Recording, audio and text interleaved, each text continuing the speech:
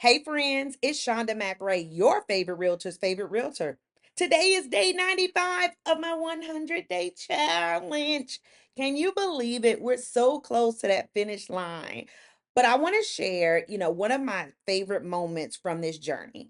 So when I look back over the past 95 days, there have been so many amazing moments from celebrating my clients at the closing table, right? Creating content with Jamal and even sharing personal time with my family.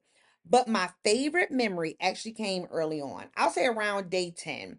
That's when I finally got comfortable sitting in front of this camera, recording my messages, and not worrying so much about how I look, how I sound. Instead, I focus on just showing up and giving the information that I knew that would help someone. Now, that shift was huge for me. It gave me freedom. I stopped aiming to be perfect and just started aiming for impact. And that's when this challenge stopped being so stressful and it started to become fun. And that's when I also realized this isn't just about making videos, it's about connecting.